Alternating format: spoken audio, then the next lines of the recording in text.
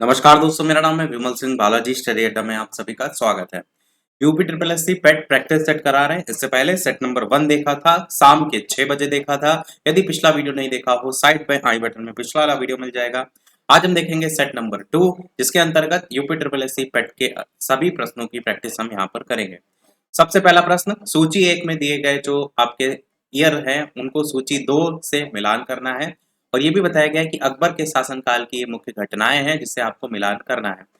सबसे पहले तो यहाँ पर देखिए, तो इनमें से कौन सा है जो सबसे आसान है, वो आपका है दैसाला सिस्टम। ये 1582 में आया था, तो ये वाला ऑप्शन पहले वाले से मैच हो जाएगा। यानी फोर्थ का ए होगा। फोर्थ का ए देखिए तो किसमें है, केवल और केवल सी ऑप्शन में है, और सी ऑप्शन ही आपका यहाँ पर सही होगा। इसके अलावा पहला ऑप्शन जो 1564 है, ये जजिया का उन्मूलन जो है इससे संबंधित हो जाएगा। 1575 जो आप देख रहे हैं, इबादत खाने की स्थापना, ये इससे मैच हो जाएगा। और 1579 वाला मजहर की घोषणा उद्घोषणा हुई थी, ये आपका बी वाले से मैच हो जाएगा। तो इस तरीके से अकबर के टाइम में ये 4 महत्वपूर्ण घटनाएं हैं। सी वाला आंसर हो जाएगा। अगला क्वेश्चन कह रहा है, किसने एक तरफ संस्कृत मुद्रा लेख के साथ चांदी के सिक्के जो है वो निर्गत किए थे। तो किसने निर्गत किए थे, महमूद गजनवी के द्वारा जो है वो निर्गत किए गए थे। और इसने अपने जो सिक्के थे उस पर एक और कलमा का संस्कृत अनुवाद, जिसका नाम था अव्यक्त मेंक अवतार, उसको अंकित करवाया था। तो आप सीधे सीधे याद रख सकते हैं कि महमूद गजनवी ने संस्कृत मुद्रा लेख के साथ चांदी के सिक्के जो है वो निर्गत किए थे।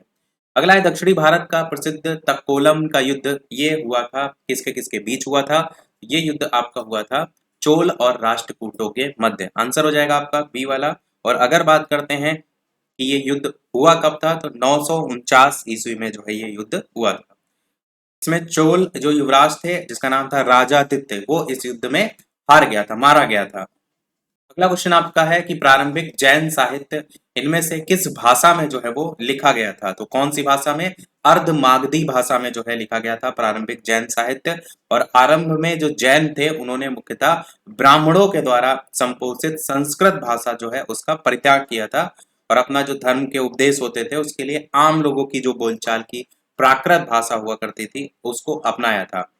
दोनों में अंतर है। बाकी अगर आपसे ये कहा जाए कि धार्मिक ग्रंथ कौन सी भाषा में थे, तो अर्धमागधी भाषा में ही थे, और प्रारंभिक जैन साहित्य तो था ही आपका अर्धमागधी में।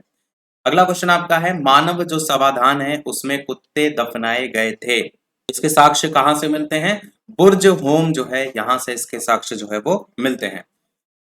अगर मैं आपसे कहूं कि बुर्ज होम की खोज जो है, जो पूरा स्थल है, इसकी खोज किसने की थी, तो उनका नाम था डी टेरा और पीटरसन करके। और कब खोज की थी, तो 1935 में जो है वो खोज की थी। और यहीं से गड्ढे वाले घरों के अवशेष भी मिले थे। और जो समाधान के जो यहाँ पर आपको उदाहरण देखने को मिलते हैं, इनमें से ये भी पता चलता है कि मनुष्य के साथ साथ पालतू कुत्ते को भी दफनाने की प्रथा जो है वो आपकी थी। तो ये आपका केवल यहीं देखने को मिलती थी। अगला है कि बोर्ड ऑफ कंट्रोल की स्थापना किस अधिनियम के अंतर्गत की गई थी, तो पिट्स इंडिया अधिनियम 1784, इसके अंतर्गत बोर्ड ऑफ कंट्रोल की स्थापना की गई थी। और आपको ये पता है कि टोटल 6 सदस्यीय जो बोर्ड है उसका मुख्य उद्देश्य था कंपनी के व्यापारिक मामलों को छोड़ करके, चाहे असैनिक हो, चाहे सैनिक हो, चाहे राजस्व संबंधी मामले, इनको देखना। अगला, आचार्य विनोबा भावे किस आंदोलन में भाग लेने के लिए पहली बार गिरफ्तार हुए थे, तो कौन सी वो घटना थी, वो थी आपकी सविनय अवज्ञा आंदोलन। सविनय अवज्ञा आंदोलन की अगर बात करते हैं, तो आपको पता है कि 1930 का जब टाइम था, तो आचार्य विनोबा भावे जी 1930 में ही सविनय अवज्ञा आंदोलन में भाग लेने के कारण पहली बार गिरफ्तार हुए थे। और सविनय अवज्ञा आंदोलन का मेन उद्देश्य क्या था, जो प्रशासन है उसको अस्त व्यस्त करना, वो मेन इसमें रखा गया था। अगला है, जलियांवाला बाग नरसंहार आपका हुआ कब था, तो ये हुआ था 13 अप्रैल, जो कि चारों ऑप्शन में है, उसके साथ साथ 1919। 13 अप्रैल 1919 को हुआ था। पंजाब के लोकप्रिय नेता जिनका नाम है डॉक्टर सैफुद्दीन किचलू। तो 2 नाम आपको देखने को मिलते हैं, सैफुद्दीन किचलू और उसके अलावा सत्यपाल। तो इनकी गिरफ्तारी के विरोध में ही आपका 13 अप्रैल 1919 को एक सभा का आयोजन हुआ था अमृतसर के जलियांवाला बाग में। और सभी जब वहां इकट्ठा हुए थे लोग, तो जनरल डायर जो था उसने वहां पर गोलियां चलवा दी थी। इसमें काफी लोग मारे गए थे, लगभग 1000 से ज्यादा लोग बताए जाते हैं। इसमें 2 चीजें हुई थी। एक तो जो रविंद्रनाथ टैगोर जी थे, इन्होंने अपनी जो उपाधि है जिसका नाम था नाइटहुड की उपाधि, वो वापस कर दी थी। और नाम देखने को मिलता है शंकरन नायर का। जो शंकरन नायर थे, इन्होंने भी वायसराय की कार्यकारिणी जो सभा थी उससे त्याग पत्र दे दिया था। अगर मैं आपसे कहूं कि इसकी जांच के लिए कौन सी कमेटी बनाई गई थी, तो इसकी जांच के लिए अंतर कमेटी जो है उसका गठन जो है वो किया गया था। अगला क्वेश्चन देखते हैं, बंगाल के विभाजन को किस वर्ष रद्द किया गया था? आपको पता है बंगाल का विभाजन हुआ कब था? 1905 में। परंतु 1911 जो आपका यहाँ पर समय देख रहे हैं, इसमें बंगाल विभाजन को रद्द किया गया था। और दिल्ली दरबार जो है आपका इसी 1911 में ही हुआ था। और दिल्ली दरबार में ही 12 दिसंबर 1911 का टाइम था जब सम्राट जो थे उन्होंने बंगाल विभाजन को रद्द को लेकर के घोषणा जो है वो की थी। एक और चीज हुई थी 1911 से ही जस्ट अगले, तो आपका वो तारीख थी 1 अप्रैल 1912 करके, जहां पर आपकी दिल्ली ट्रांस से राजधानी जो है उसको ट्रांसफर किया गया था। पहले जो है ये कलकत्ता हुआ करती थी और उसके बाद इसको दिल्ली ट्रांसफर कर दिया गया था। और जब बंगाल विभाजन को रद्द किया गया था उसके बाद उड़ीसा और बिहार को बंगाल से अलग कर दिया गया था। और कई बार तारीख पूछ लिया थी, तो 16 अक्टूबर 1905 को जो लॉर्ड कर्जन था उसने बंगाल को 2 भागों में विभाजित जो है वो किया था। अगला क्वेश्चन देखते हैं, महालवाड़ी प्रथा में किसके साथ राजस्व का बंदोबस्त हुआ था? तो ये आपका आंसर यहाँ पर डी वाला हो जाएगा, ग्राम समुदाय के साथ समग्र रूप से। महालवाड़ी प्रथा जिसमें भूमि जो टैक्स होता है, कर होता है, उसकी इकाई कृषक का खेत नहीं होता है, अपितु आप कहेंगे ग्राम या फिर आपका जो महाल जागीर का एक भाग होता है वो होता है। कहाँ कहाँ लागू हुई थी? तो ये यूपी में, जो कि पहले संयुक्त प्रांत के नाम से जाना जाता था, मध्य प्रांत, पंजाब में कुछ परिवर्तन के साथ जो है वो लागू की गई थी। और इस जो पद्धति होती थी इसमें भूमि जो है समस्त ग्राम सभा की सम्मिलित रूप से होती थी। वही चीज क्वेश्चन में पूछा गया था, तो ग्राम समुदाय के साथ समग्र रूप से। ये अगला क्वेश्चन देखते हैं, अपवाह क्षेत्र की दृष्टि से जो विश्व की सबसे लंबी नदी है वो इनमें से कौन सी है? कल ही हमने बताया था कि जब बात होती है आपकी लंबी नदी को लेकर के तो आप जाते हैं नील नदी के साथ, जब बात होती है बड़ी नदी को लेकर के तो आप जाते हैं अमेजन के साथ। परंतु प्रश्न में यहाँ पर अपवाह क्षेत्र की दृष्टि से पूछा गया है, इस बात को समझिए, तो उसके अकॉर्डिंग अमेजन ही आपका सही होगा। अमेजन विश्व की सबसे विशाल और नील नदी के बाद दूसरी सबसे लंबी नदी में आती है। और अगर आपसे बात हो कि क्षेत्रफल या बहाव के अनुसार, तो विश्व की सबसे बड़ी नदी के रूप में अमेजन को ही आप देखते हैं। लंबाई कितनी अमेजन क्षेत्र की दृष्टि से? तो 6750 किलोमीटर है। कौन सी पर्वत से निकलती है आपकी ये? तो एंडीज पर्वत से जो है ये निकलती है। और कहां पर जाकर के गिरती है? तो अटलांटिक महासागर में जो है ये जाकर के गिरती है। अगला क्वेश्चन, अब यहाँ से 11 प्रश्न से आपके ज्योग्राफी स्टार्ट हो गए। अगला क्वेश्चन, प्रधान याम्योत्तर ध्रुव वृत्तीय तथा विषुवत भूमध्य रेखा का प्रतिच्छेदन बिंदु कहाँ पर स्थित है? तो ये अंध महासागर में स्थित है, पहला ही ऑप्शन सही हो जाएगा। और अटलांटिक महासागर या अंध महासागर में है, एक दूसरे को काटते हैं। तमिलनाडु में मानसून के सामान्य महीने इनमें से कौन से हैं? तो नवंबर दिसंबर में मानसून देखने को मिलता है। और आपको ये पता है कि जो 15 सितंबर है उसको जब सूर्य भूमध्य रेखा के पास होता है तब भारतीय जो ग्रीष्मकालीन मानसून है वो लौटता है, इसी को तो कहते हैं लौटता हुआ मानसून। और बंगाल की खाड़ी के द्वारा ये ऊर्जा लेता है। और नवंबर दिसंबर का जो टाइम है जो कि प्रश्न में पूछा गया था, इसमें ये और ज्यादा तीव्र हो जाता है। तो तमिलनाडु में मानसून के सामान्य महीने भी यही होते हैं। पर अगर नवंबर दिसंबर में ही आंध्र प्रदेश को लेकर के पूछा जाए तो पूछा जाता है कहाँ होती है आंध्र प्रदेश में वर्षा? तो रॉयल सीमा पे होती है। अगला है, इनमें से राज्यों में से कौन से उत्तर प्रदेश के सीमावर्ती हैं? तो यूपी के सीमावर्ती में कौन कौन है? आपका राजस्थान है, बिल्कुल है। छत्तीसगढ़ है, बिल्कुल है। झारखंड है, तो बिल्कुल है। तो आप कहेंगे बी वाला ऑप्शन सही होगा, पंजाब यहाँ पर नहीं होगा।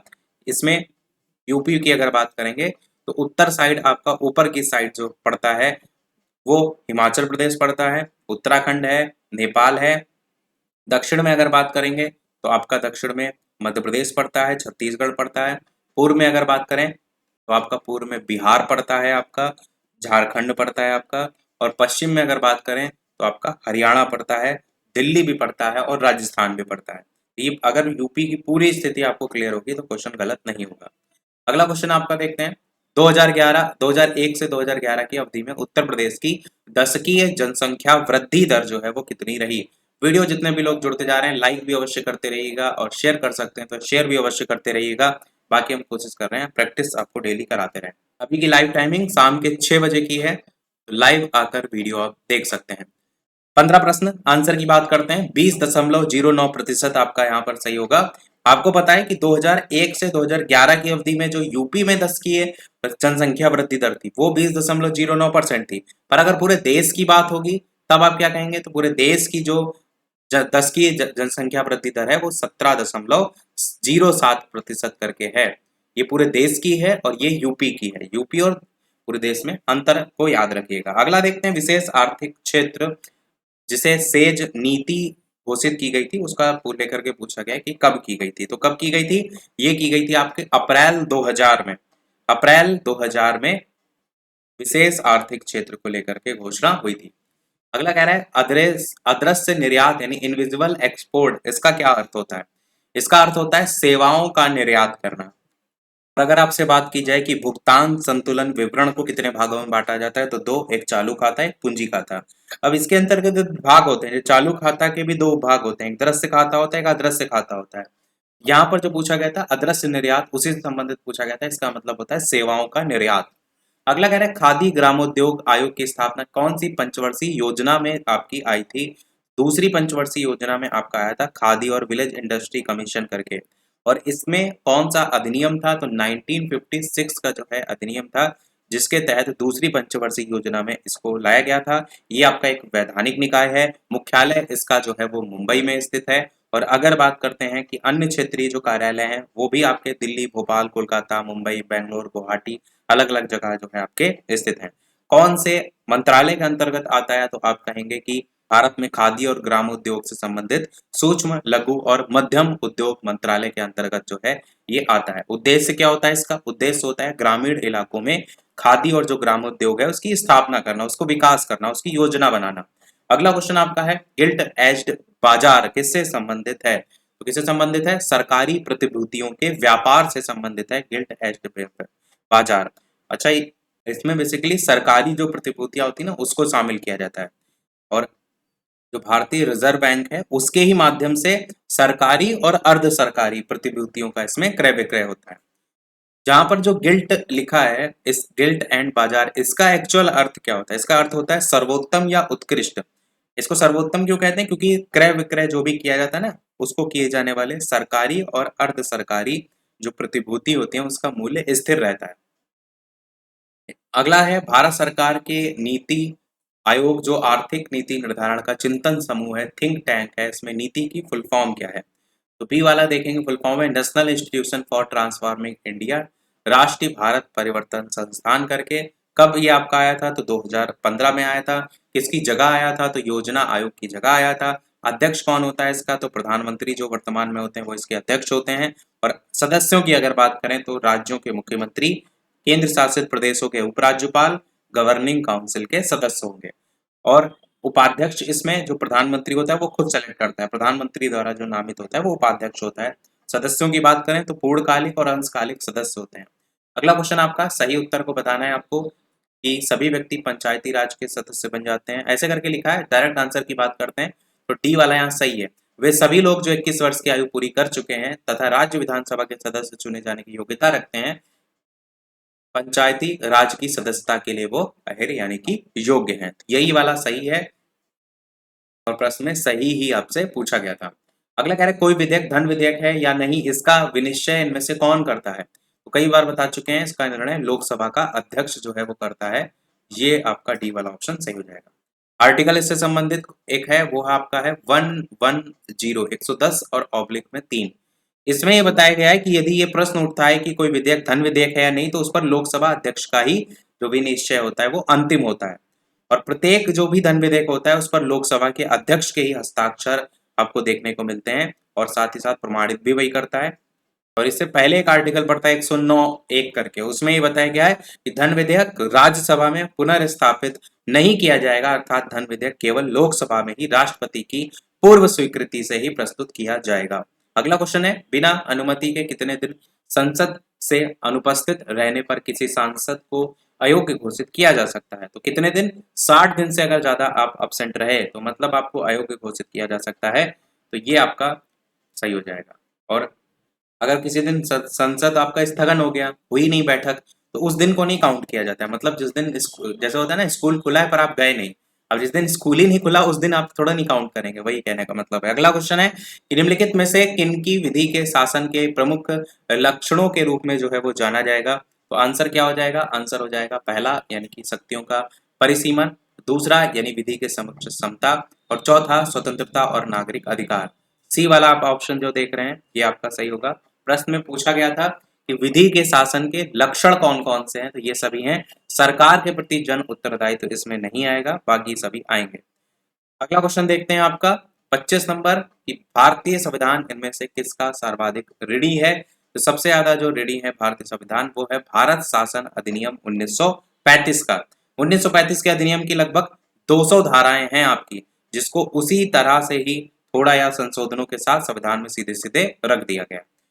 इसमें अगर कुछ पॉइंट की बात करें, जैसे कि केंद्र में द्वैध शासन की व्यवस्था है, केंद्र और राज्य के बीच संबंध है, अखिल भारतीय संघ की स्थापना है, इस तरीके से पॉइंट है इसमें।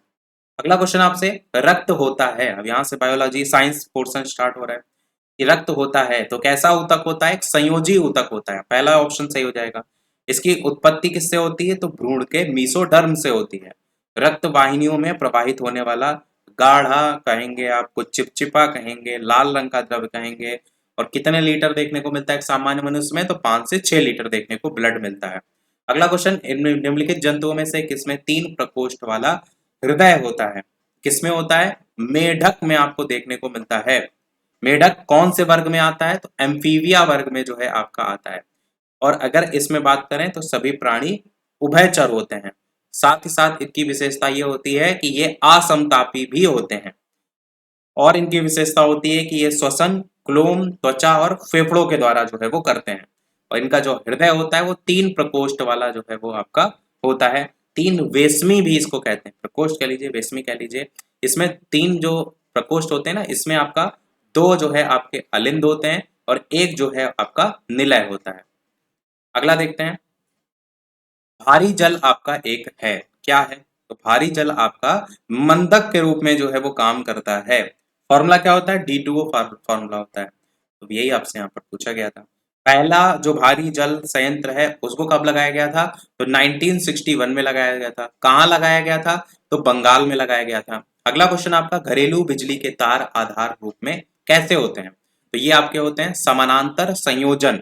जो घरेलू बिजली के तार होते हैं इसमें जो प्रतिरोध होता है उसको समानांतर क्रम में जोड़ा जाता है, इसलिए आप कहेंगे इसमें प्रत्येक प्रतिरोध पर विभवांतर समान होता है। साथ में ही समानांतर क्रम संयोजन से न्यूनतम प्रतिरोध प्राप्त किया जाता है। अगला क्वेश्चन, डेसिबल किसे नापने के लिए यूज में लाया जाता है, तो वातावरण में ध्वनि को मापने के लिए यूज में लाया जाता है। ध्वनि की तीव्रता का मात्रक क्या होता है, डेसिबल होता है।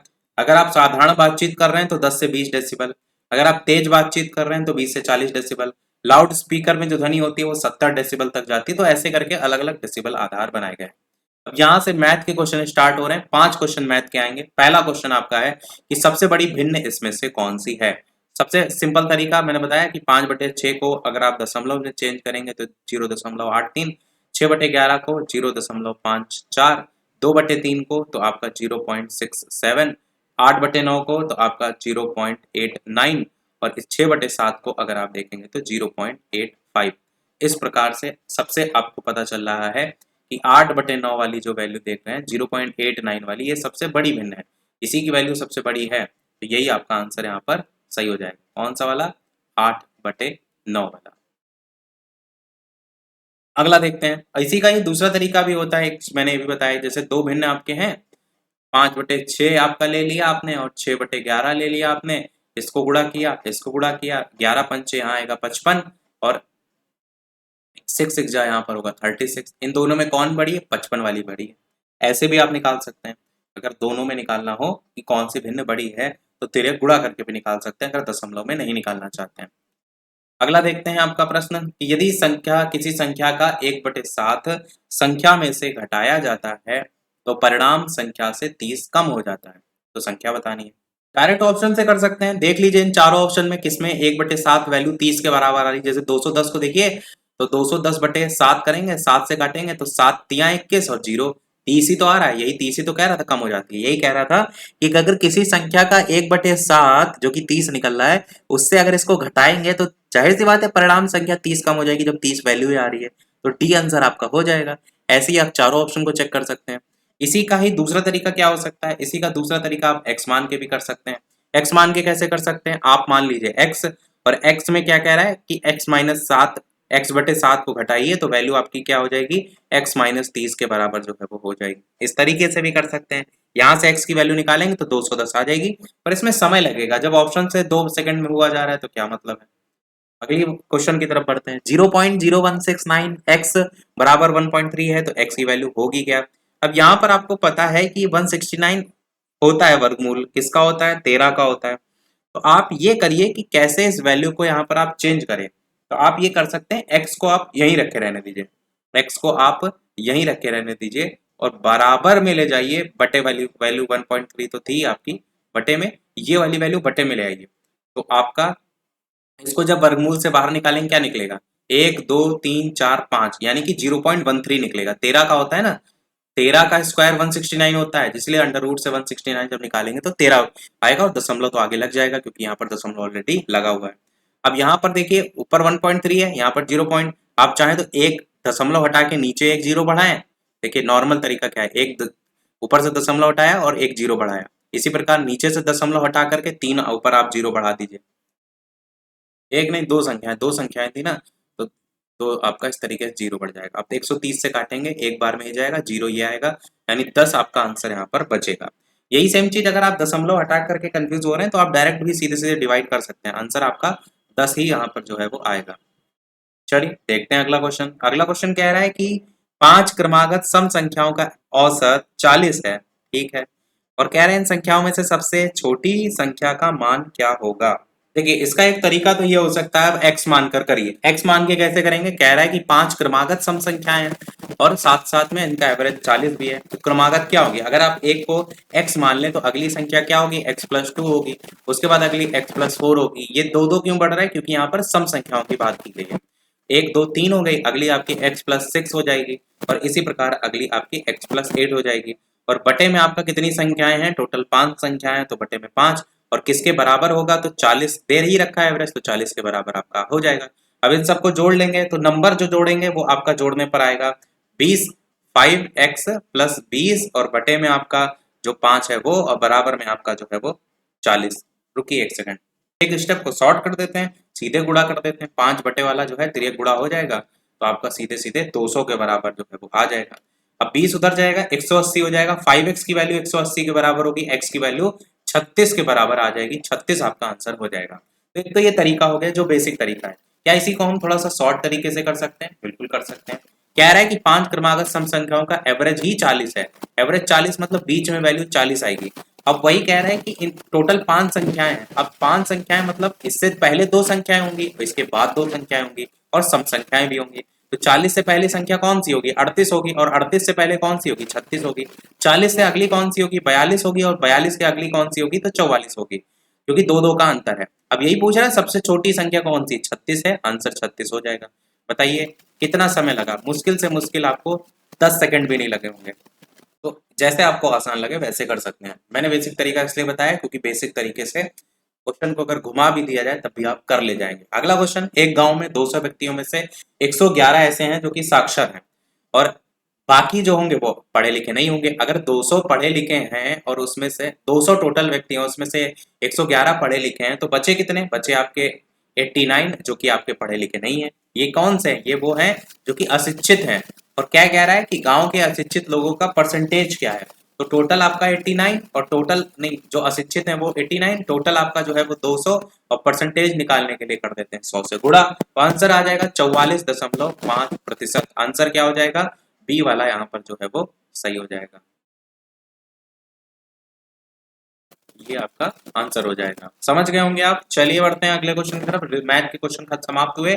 अब यहाँ से हम बढ़ते हैं हिंदी के प्रश्नों की तरफ। जो भी लोग वीडियो से बाद में जुड़ते जा रहे हैं, अगर वीडियो अच्छा लगे तो लाइक जरूर करते रहिएगा, और अगर शेयर कर सकते हैं तो शेयर भी करते रहिएगा, और कोशिश कीजिए लाइव आकर के वीडियो देखने की, ताकि साथ साथ में आप आंसर भी देते रहें। लाइव टाइमिंग शाम के 6 बजे की अभी के लिए, बाकी आपको लगेगा तो बदलाव भी कर सकते हैं। 36 नंबर प्रश्न आपका है कि कामायनी के रचनाकार जो है इनमें से कौन से हैं। तो आप सभी को पता है जयशंकर प्रसाद जी की जो है ये रचना है आपकी। जयशंकर प्रसाद जी की झरना, आंसू, लहर, कानन, कुसुम, ये सब जयशंकर प्रसाद जी की रचना है। और भी ऑप्शन अच्छे हैं, जैसे कि सुमित्रा नंदन पंत जी की रचनाओं में आपको पता है वीणा, पल्लव, गुंजन, युगांतर, स्वर्ण किरण, ये सब रचनाएं हैं। सूर्यकांत त्रिपाठी निराला जी की रचनाओं में गीतिका, परिमल, तुलसीदास, अनामिका, और महादेवी वर्मा जी की रचनाओं में निहार, रश्मि, निर्जा, सांध्य गीत, यामा, सप्तपर्णा, ये सब इनकी रचनाएं हैं। अगला कह रहा है दूध का धुला होना मुहावरे का क्या अर्थ जो है आपका होता है। आंसर की बात करते हैं तो दूध का धुला होना कहते हैं कि निर्दोष होना, कहते हैं ना कि तुम भी कोई दूध के धुले हुए नहीं हो, तो निर्दोष होने के संदर्भ में हम इसका अर्थ निकालते हैं। पहला ही ऑप्शन यहाँ पर जो है वो सही हो जाएगा। हिंदी वर्तनी के आधार पर सही वाक्य का चयन करें तो कौन सा होगा, तुम इसका दाम देते जाओ, ये आपका हिंदी वर्तनी के अकॉर्डिंग बिल्कुल शुद्ध है। अच्छा, इस चीज को भी ध्यान से समझिए, तो यहाँ पर ये भी ध्यान देना जरूरी है कि क्या गलत है। जैसे तुम इसके, कई बार हमको लगता है प्रश्न में कि ये तो पढ़ने में सही लग रहा है, तो जो गलत है उनको भी देख लीजिए कि कैसे आपको छांटना है। कौन सा जोड़ा है जो समरूपी भिन्नार्थक शब्द है, तो कौन सा है, अवधि और अवधि, ये वाला। क्योंकि अवधि जो आपका छोटी की मात्रा है ये दर्शाता है समय को, काल को, और जो अवधि बड़ी की मात्रा है ये दर्शाता है अवधि भाषा को। तो ये दोनों में मूल अंतर है, अवधि क्षेत्र, अवध क्षेत्र की भाषा। अगला कह रहे हैं इनमें से कौन सा शब्द है जो कि चंद्रमा का पर्यायवाची नहीं है, आपसे पूछा गया है। तो चंद्रमा का पर्यायवाची सूद आप जो देख रहे हैं वो यहाँ पर जो है वो नहीं है। और बाकी अगर बात करते हैं तो आपका विदु है, शशि है, चांद है, ये सब चंद्रमा के पर्यायवाची है। सूद का अर्थ क्या होता है, इसका अर्थ होता है सारथी। अगला क्वेश्चन देखते हैं, यहाँ से पैसेज आपको दे रखा है। कल किसी ने कमेंट में कहा था कि पैसेज पूरा दिखा दिया करिए, तो पैसेज इंग्लिश का अवश्य दिखाएंगे, पर हिंदी का पूरा पढ़ के भी सुनाएंगे। यहाँ पर इंग्लिश का नहीं है, हिंदी इंग्लिश का है, मतलब इसलिए केवल आपको पैसेज दिखा दे रहे हैं कि the pre historic man lived thousand of years ago करके आपका ये पैसेज है। और यहाँ पर आपका वही बताया गया कि मानव कैसे कैसे रहता था और प्राचीन काल को लेकर के कैसे वो अपना जीवन व्यतीत करता था, उसी को लेकर के यहाँ पर बात की गई है। आप चाहें तो वीडियो को रोक करके पैसेज बाद में पढ़ सकते हैं। और इस पर बेस्ड जो क्वेश्चन दे रखा है वो आपका दे रखा है प्रश्न नंबर 41 कि what did the pre historic man look like, कैसा दिखता था प्रागैतिहासिक मानव। तो आप क्या कहेंगे, वो आपका दिखता था ऐप की तरीके से, APE जो आप देख रहे हैं जिसको हम कहते हैं वन मानुस की तरीके से दिखता था। यही आपका ऑप्शन यहाँ पर सही हो जाएगा। आंसर क्या हो जाएगा, बी वाला। जैसे इस क्वेश्चन को ढूंढना होता है ना, तो ऊपर ही पैसेज में लिखा होता है। जैसे यहाँ पर देखेंगे तो ये पहला पैसेज, ये है आपका दूसरा पैसेज, मतलब पैराग्राफ, पैसेज तो एक ही है। तो यहाँ पर दूसरा जो पैराग्राफ देख रहे हैं इसी में ही तीसरे और चौथे सेंटेंस में देखिए, in fact something he looked a little bit like an app करके, यहाँ से आप आसानी से आंसर को छाट सकते हैं। तो ये भी आपको पता होना चाहिए कि ढूंढना कैसे है। अगला यहाँ पर पूछा गया है कि कौन सा भाग है जिसमें एरर है। The poors are always helped by them who are kind and generous. तो आपको बताना है कौन से भाग में यहाँ पर मिस्टेक है। द पुअर्स जो आपका लिखा हुआ है बस यहीं पर आपका मिस्टेक है, ए वाला आंसर यहाँ होगा। क्यों मिस्टेक है, क्योंकि यहाँ पर जो पुअर्स लिखा हुआ है ऐसे यहाँ पर गलत लिखा हुआ है। तो केवल क्या होना चाहिए था, द पुअर होना चाहिए था। द पुअर का मतलब क्या होता है, द पुअर का मतलब होता है पीपल के संदर्भ में, पुअर पीपल के संदर्भ में, और वही सीधे सीधे अर्थ निकलेगा। अगला आपका है I gave him a punch on dash nose, the nose, to nose, a nose या एन नोज, कौन सा सही होगा। तो नोज क्या है, नोज आप कहेंगे पर्टिकुलर है, इस चक्कर में हम यहाँ पर डेफिनेट आर्टिकल का यूज करेंगे। डेफिनेट आर्टिकल आपका दा है, तो दा आपका यहाँ पर आंसर यहाँ पर हो जाएगा, दा का यूज जो है यहाँ पर होगा। अगला देखते हैं आपका 44 प्रश्न, point out the correct direct speech for the following sentence. यहाँ पर सेंटेंस का है I asked why he was looking through the keyhole. Answer क्या होगा, आंसर सी वाला होगा कि why are you looking through the keyhole, और question mark, comma, inverted comma, और आपका आई सेड करके। तो ये आपका जो है यहाँ पर सेंटेंस बनेगा। अब थोड़ा सा ऊपर वाले सेंटेंस को भी देखिए, थोड़ा सा और छोटा कर देते हैं ताकि दोनों दिखाई दें। अब यहाँ पर देखिए तो आई आस्क्ड था, ये आपका आई सेड में कन्वर्ट हो गया। उसके बाद यहाँ पर वाई ही आपका है, तो क्वेश्चन वर्ड से ही आपका सेंटेंस सेलेक्ट स्टार्ट होगा, तो why he are you looking, और ये ही वाज वाली जो हेल्पिंग वर्ब है आर में कन्वर्ट हो जाएगी, looking through the keyhole सही है। चलिए अगला देखते हैं। अगला कह रहा है out of the four alternative suggested which one best express the same sentence in the active passive voice. आपको बताना है कौन सा यहाँ पर जो है वो सही होगा। C took the dog for a walk, यहाँ पर आप देखेंगे तो पासिव स्ट्रक्चर पहला ही सही है, the dog was taken for a walk by her. अब यहाँ पर आप देखेंगे सबसे पहले सब्जेक्ट आएगा, सब्जेक्ट के बाद आपका हेल्पिंग वर्ब के बाद वर्ब की थर्ड फॉर्म, उसके बाद आपका बाई और उसके बाद आपका ऑब्जेक्ट। इस तरीके से क्रम चलेगा। तो सब्जेक्ट के रूप में द डॉग आ गया है, हेल्पिंग वर्ब के रूप में वॉज आ गया है, फिर वर्ब की थर्ड फॉर्म के रूप में टेकन आ गया है, फॉर अ वॉक इसके साथ आ जाएगा और बाई के साथ आपका हर आ जाएगा। पढ़ते हैं हमारे पोर्शन जो कि आपका है रीजनिंग का पोर्शन, उसकी तरफ। यदि किसी कूट भाषा में लिक्विड को ये लिखा जाता है, उसी में स्पेस को कैसे लिखा जाएगा। अब यहाँ पर एल से पी में बढ़ने के लिए आप देखेंगे तो 4 का डिफरेंस है एल से पी में। देखिए L M N O P 4 plus हो रहा है, ऐसे आई में भी 4 प्लस, सब में 4 4 प्लस हो रहा है। तो सेम चीज यहाँ पर भी आपको कर लेना है, सब में 4 प्लस ही आपका आगे होगा। तो एस से 4 आगे बढ़ेंगे डब्ल्यू आएगा, पी से आगे बढ़ेंगे टी आएगा। देखिए डब्ल्यू टी इस दोनों में है। ए से 4 बढ़ेंगे तो ई आएगा, आंसर बी वाला हो जाएगा। समझ गए, केवल 4 4 आगे जो है वो आपको बढ़ना है। अगला क्वेश्चन आपसे कह रहा है कि एजाज का जन्म 5 फरवरी 2015 को हुआ, जबकि फैज का जन्म उसके 553 दिनों के बाद हुआ। और फैज का जन्म कौन सी तारीख को हुआ, ये आपसे यहाँ पूछा गया है। इसमें आपको क्या करना है, इस तारीख से आपको दिन आगे बढ़कर के गिन लेना है कितने आएंगे। जैसे आप देखिए 5 जनवरी 2015 जो आपकी तारीख है, ये इस 2015 से आपको स्टार्ट करना है।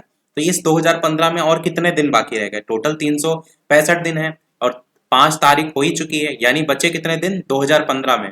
तो 2015 में जो बचे हुए दिन हैं वो आपके 360 दिन आपके बचे हैं, क्योंकि 5 तारीख तो ऑलरेडी हो चुकी है, 5 जनवरी जो है वो ऑलरेडी हो चुका है, 360 दिन बचे। बाकी शेष दिन कितने, क्योंकि कह रहा है फैज का जन्म 553 दिनों के बाद हुआ है, यानी 553 में से अगर आप 360 को घटा दें तो यहाँ पर बचेगा 3, यहाँ पर बचेगा आपका 15 6 9 और यहाँ पर बचेगा आपका 1, 193। अब ये 193 जो दिन है ये आपको 2016 से लेकर के चलना है। 2016 में सबसे पहले आएगा जनवरी, जनवरी के बाद कितने दिन हो जाएंगे तो आप कहेंगे 31 दिन। उसके बाद आएगा फरवरी, फरवरी में कितने दिन तो 29 दिन, क्योंकि 2016 है तो लीप ईयर है।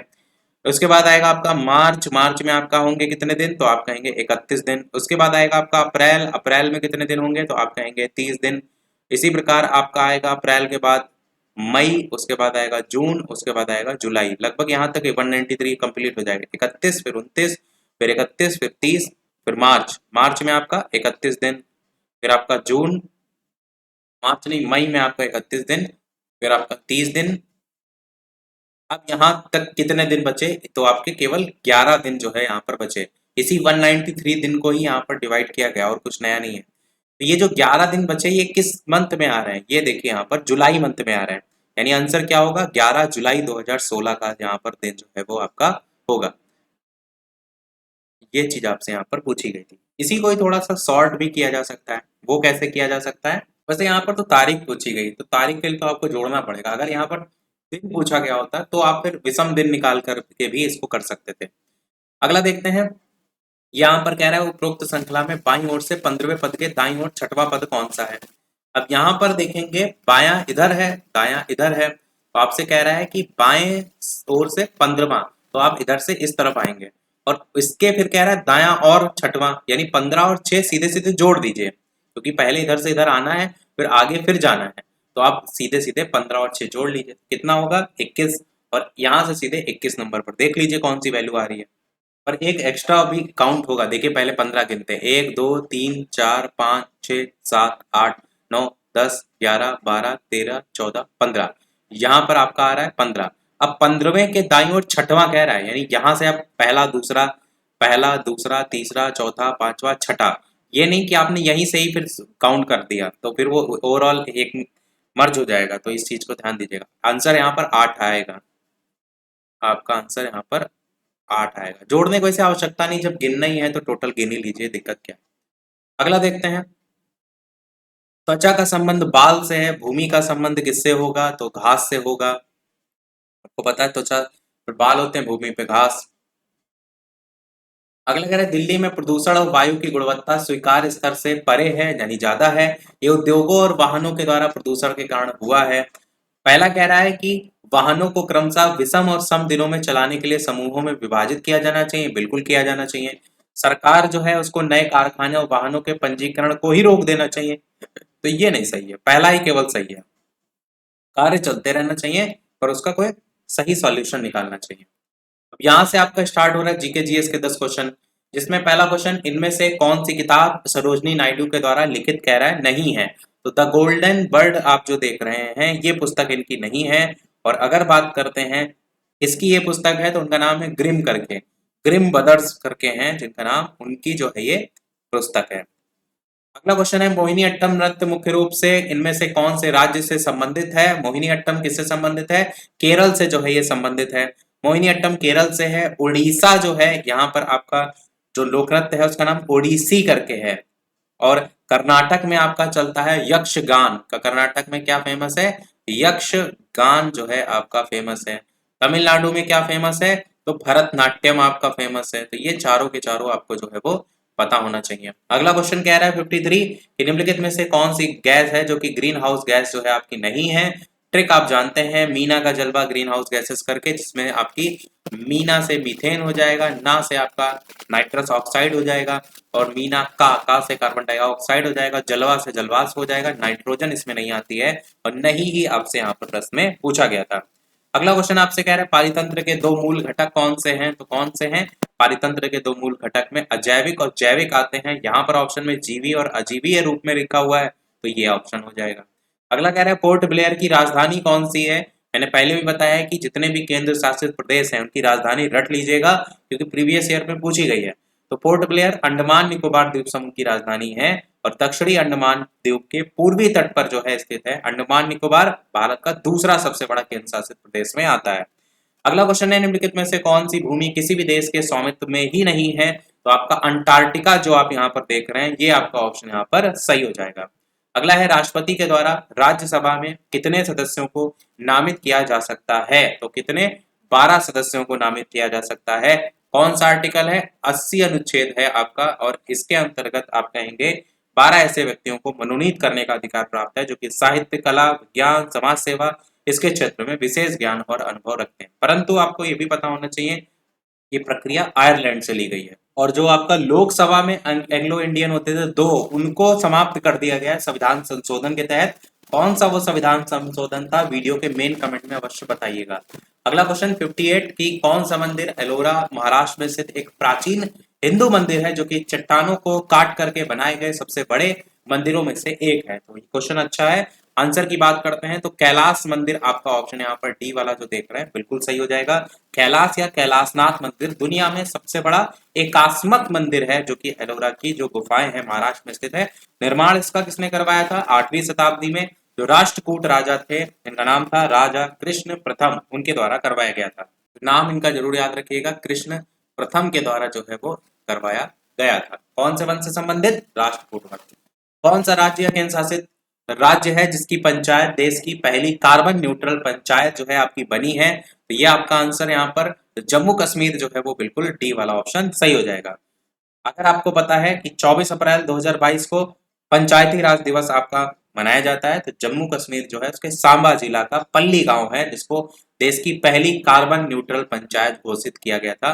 तो जगह याद रखिएगा, जम्मू कश्मीर का सांबा जिला, पल्ली नामक गांव। और प्रधानमंत्री जो नरेंद्र मोदी जी हैं उन्होंने 500 किलोवाट का सोलर प्लांट का उद्घाटन भी किया था। अगला है वागसीर क्या है, तो वागसीर आपका एक पनडुब्बी है। आपको पता है प्रोजेक्ट 75 जो है उसके तहत कलवरी जो श्रेणी है उसकी पनडुब्बियों की छठी और आखिरी जो पनडुब्बी है उसका नाम आपका है वागसीर। और इसको लॉन्च किया गया था 20 अप्रैल 2022 में। और जो वागसीर है इसका नाम रखा गया था सैंड फिश के नाम पर। 61 यहाँ से हमारे करंट अफेयर के भी क्वेश्चन स्टार्ट होंगे कि किस विश्वविद्यालय में डॉक्टर अंबेडकर उत्कृष्टता केंद्र योजना का शुभारंभ जो है वो किया गया। तो बनारस हिंदू विश्वविद्यालय में जो है वो किया गया। उत्तर प्रदेश के कौन से जिले में देश का पहला अमृत सरोवर स्थापित किया गया। तो ये आपका रामपुर में जो है यूपी के अंतर्गत किया गया। 75 आपके टोटल जल निकाय हैं जिनका विकास और कायाकल्प किया जाएगा। अगला है सीमा दर्शन परियोजना के हिस्से के रूप में 10 अप्रैल 2022 को गुजरात में किस स्थान पर भारत पाकिस्तान सीमा दर्शन स्थल का लोकार्पण किया गया। तो ये आपका नडा बेट आपका सही हो जाएगा। ये चीज मैंने पहले भी बताई थी कि पता नहीं इस बुक में इन्होंने क्या सोच करके सारी की सारी करंट अफेयर 2022 की दी है, 2023 की इसमें करंट अफेयर नहीं दी गई है। और कुछ क्वेश्चन ऐसे हैं जो जीके जीएस में भी आ जाते हैं इसलिए करंट अफेयर स्किप नहीं कर रहे हैं, हम कराए दे रहे हैं। अप्रैल 2022 में यूनेस्को वर्ल्ड बुक कैपिटल किसे किसे जो है वो नामित किया गया था, तो ग्वाल जारा जो आपका यहाँ देख रहे हैं ये सही हो जाएगा। अप्रैल 2022 में पहले सामुदायिक रेडियो स्टेशन दूधवाड़ी का उद्घाटन कहाँ किया गया था, ये क्वेश्चन अच्छा है, तो गुजरात में किया गया था दूधवाड़ी का उद्घाटन। अप्रैल 2022 में वीणा पाड़ी मोहंती का निधन हो गया, वो कौन थी, तो वो आपकी लेखिका जो है वो थी। लता दीनानाथ मंगेशकर पुरस्कार पाने वाले देश के पहले नागरिक कौन, तो आपके ये नरेंद्र मोदी जी जो है वो पहले नागरिक थे, परंतु दूसरा भी ये पुरस्कार मिल चुका है, आशा भोसले जी को मिल चुका है दूसरा लता दीनानाथ मंगेशकर पुरस्कार, यदि आपसे पूछा जाए। अप्रैल 2022 में कौन से राज्य सरकार ने सामाजिक जागरूकता अभियान सांस शुरू किया, तो ये आपका कर्नाटक में जो है वो शुरू हुआ। 27 अप्रैल 2022 को जम्मू कश्मीर में क्वार जल विद्युत परियोजना को मंजूरी दी गई, कौन सी नदी पर स्थित है, तो ये चिनाब नदी जो है आपका स्थित है। अप्रैल 2022 में champions of the earth life time achievement award किसे दिया गया, तो ये सर डेविड एटनबरो जो आप देख रहे हैं, ये आपका ऑप्शन सही हो जाएगा। अब यहाँ से आपका गद्यांश स्टार्ट होगा, जिसमें हम देखेंगे पूरा गद्यांश, क्योंकि कहानी टाइप से दी रहती है, हिंदी के ही दोनों गद्यांश आपके हैं। तो भारत का गौरव बढ़ाने वाले महानुभवों में रविन्द्रनाथ टैगोर जी का स्थान अग्रगण्य है, और हमने आपके लिए एक जो डीआई आता है ना, उसमें से एक डीआई रखा भी है आपके लिए, तो एक कराएंगे। तो रविन्द्रनाथ टैगोर जी का स्थान अग्रगण्य है, उनका जीवन सदैव प्रेरणादायी है। जन्म उनका 7 मई 1861 को कलकत्ता के एक बंगाली परिवार में हुआ था। अच्छा, एक तरीका ये भी होता है, पहला क्वेश्चन ही आप पढ़ सकते हैं, फिर उसके बाद पैसेज पढ़ेंगे। जैसे पहला क्वेश्चन कह रहा है रविन्द्रनाथ टैगोर का जन्म कब और कहाँ हुआ, तो अभी हमने ऊपर देखा कि पहली लाइन में लिखा हुआ था कि इनका जन्म 7 मई 1861 को कलकत्ता में हुआ, तो बस आंसर डायरेक्ट आप लगा सकते हैं कि 7 मई 1861 में कलकत्ता में हुआ। फिर दूसरा क्वेश्चन पढ़ लीजिए, इनके पिता कौन से समाज के नेता थे। अब वापस से आप पैसेज पढ़ना स्टार्ट करिए, जहां आपको आंसर मिल जाए तुरंत आंसर लगा दीजिए। तो बंगाली परिवार में होता है, इनके पिता का नाम देवेंद्रनाथ, माता का नाम शारदा देवी, इनके पिता देखिए ब्रह्म समाज के नेता थे। आंसर मिल गया, तुरंत आप लगा दीजिए ब्रह्म समाज, इस तरीके से आप समय बचा सकते हैं। अगला जन गण मन राष्ट्रगान के रचनाकार कौन है, ये तो आपको पता ही है कि रविन्द्रनाथ टैगोर जी है, तो इसमें तो पढ़ने की भी आवश्यकता नहीं है। नाइटहुड की उपाधि रविन्द्रनाथ जी ने क्यों लौटाई थी, ये भी आपको पता है कि जलियांवाला बाग हत्याकांड के विरोध में लौटाई थी। और रविन्द्रनाथ टैगोर की कौन सी रचना को नोबेल पुरस्कार मिला है, तो कौन सी रचना गीतांजलि के लिए मिला है, तो डी आंसर हो जाएगा। ये तो क्वेश्चन आपको पता ही है, 1913 में मिला था, तो ये बिना आप गद्यांश के भी लगा सकते थे। अगला है मोबाइल, एक और गद्यांश, दो गद्यांश आते हैं। अगला है मोबाइल फोन के एक नहीं अनेक लाभ हैं। मोबाइल फोन के प्रयोग से निजी जिंदगी के साथ साथ व्यापार के क्षेत्र में व्यापक वृद्धि हुई है। आप अपने मोबाइल फोन के माध्यम से कहीं भी रहकर अपने कार्यों को पूरा कर सकते हैं। इसे हर समय अपने साथ रख पाने के कारण आप हर समय लोगों के संपर्क में रहते हैं। मोबाइल फोन के अनेक लाभों के साथ कुछ हानियां भी हैं, जहां यह सुखद है वहीं दुखद भी है। जैसे आप यदि कुछ समय एकांत में बिताना चाहते हैं तो भी मोबाइल फोन उसमें खलल डाल सकता है। कई बार तो आप बहुत व्यस्त होते हैं और मोबाइल फोन के कारण व्यवधान पड़ जाता है, अर्थात मोबाइल फोन को हर वक्त साथ रहना जहां लाभकारी है, वहीं ये परेशानियों का कारण भी बन जाता है। लेकिन हर सिक्के के दो पहलू होते हैं, अगर हम मोबाइल फोन के लाभ उठाने हैं तो कुछ परेशानियां भी उठानी होगी। वैसे मोबाइल फोन के प्रयोग से हमें लाभ ही अधिक हैं, बस हमें इसके प्रयोग से कुछ सावधानियां बरतनी चाहिए। अब 76 क्वेश्चन इस पर बेस्ड है कि कार्य के संदर्भ में मोबाइल फोन की उपयोगिता क्या है, तो ये है कि कहीं भी रहकर कार्य पूर्ण कर सकना। आंसर यहाँ पर पहला ही ऑप्शन सही होगा, ये इसकी सुविधा को दर्शाता है। अगला है कि मोबाइल फोन जहां सुखद है वहीं क्या है, वहीं दुखद भी है, सी आंसर हो जाएगा। अगला, व्यस्तता की स्थिति में मोबाइल फोन के कारण क्या हो सकते हैं, तो कारण आपको क्लियर पता चल रहा है कि व्यवधान उत्पन्न हो सकता है। अगला 79 प्रश्न आपका, शीर्षक क्या हो सकता है इस गद्यांश का, तो शीर्षक आपका हो सकता है मोबाइल फोन। मोबाइल फोन के प्रयोग में सावधानी बरतने से क्या होगा, तो ये आपका होगा लाभ होगा।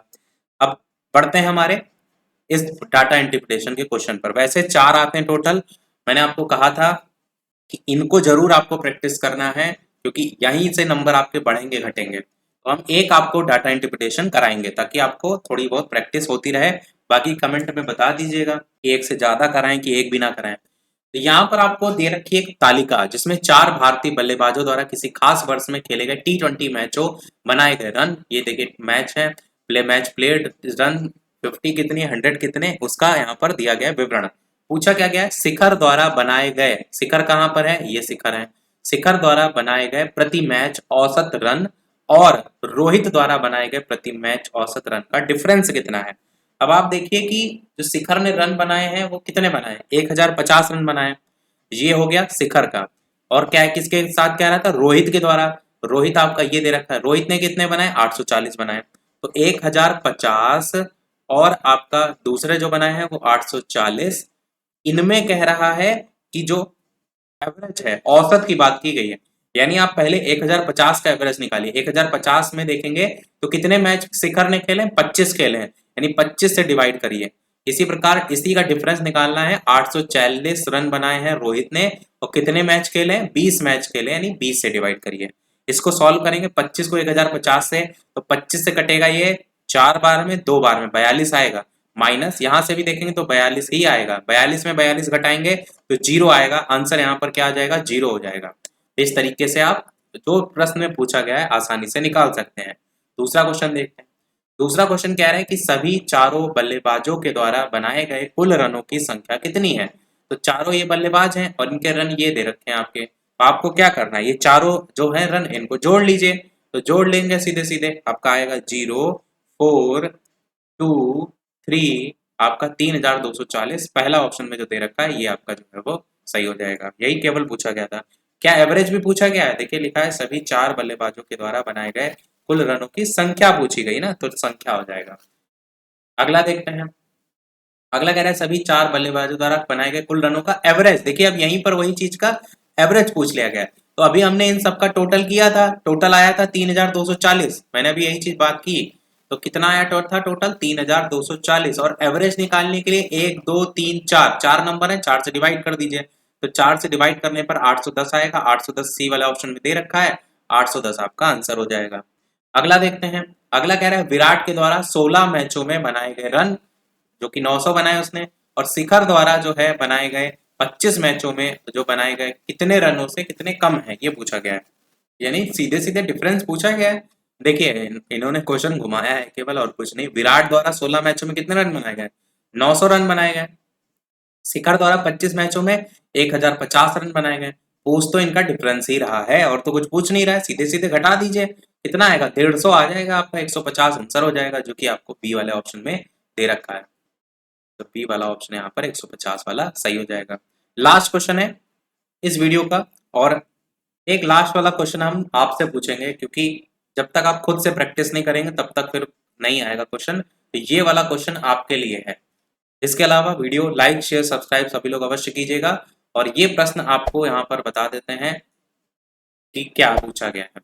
शिखर द्वारा बनाए गए रन, शिखर द्वारा बनाए गए रन जो कि आपको 1050 दे रखे हैं, सुरेश द्वारा बनाए गए रन जो कि 450 दे रखे हैं, इनमें आपसे रेशियो पूछा गया है। बहुत ही आसान सा क्वेश्चन है, तो सॉल्व कीजिएगा और चारों में से कौन सा सही होगा अपना आंसर वीडियो के मेन कमेंट में बताइएगा।